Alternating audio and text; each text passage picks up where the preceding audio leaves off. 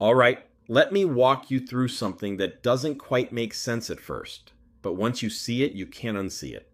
Over the past 100 years, real estate has gone from paper, pens, and phone calls to apps, automation, and instant access. Everything got faster. Everything got easier. But here's the catch. The cost to the consumer didn't really go down. That's the paradox we're unpacking today. This is Steve Colino, and these are confidential remarks, because what this really shows is how the system worked and how it's now starting to break. Think about this like school. Imagine your homework suddenly became 10 times easier because you had better tools, but your teacher still expected the same amount of time and charged you the same effort. That's basically what happened here. Technology dramatically reduced how much work agents have to do, but what consumers pay didn't follow that same drop. So the big question becomes, why? Back in the day, finding a house was a grind. Agents were flipping through books, making cold calls, and manually searching listings. It took real time and real effort. Today, you open an app, set your preferences, and homes show up instantly. Alerts come to your phone. The system does the work for you. So what used to take hours or days now takes seconds. It wasn't just finding homes that changed. The entire transaction process got easier too. Before, agents had to drive around, meet in person, and handle physical paperwork. Now, everything is digital. You can sign documents from your phone.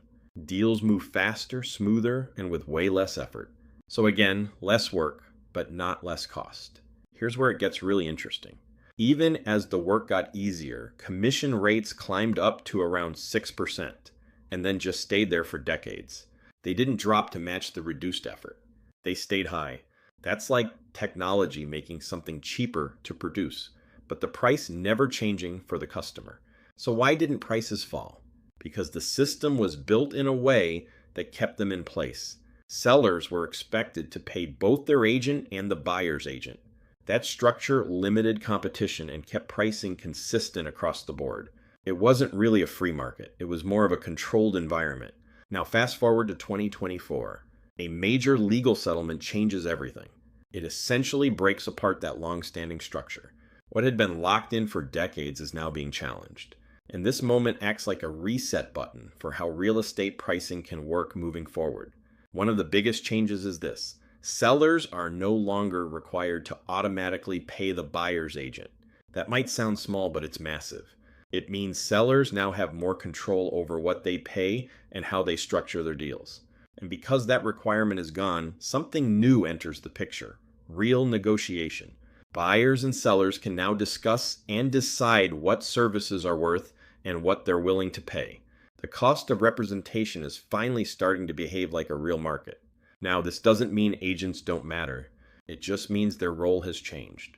The value is no longer in doing basic tasks that technology can handle. Instead, it's in guidance, strategy, and helping clients navigate complex decisions. Today, the real value of an agent shows up in high-stakes situations: negotiating deals, handling legal complexities, managing inspections, and guiding clients through big financial decisions. It's less about doing the work and more about knowing what to do. Here's where things get even more interesting. New models are emerging where you don't have to pay one big percentage. Instead, you can pick exactly what you need. Maybe you just want help with contracts. Maybe just pricing advice. You pay for those specific services and nothing more. So now you have real choices. You can go with a full-service agent who handles everything, or you can take a more hands-on approach and save money by only paying for certain services.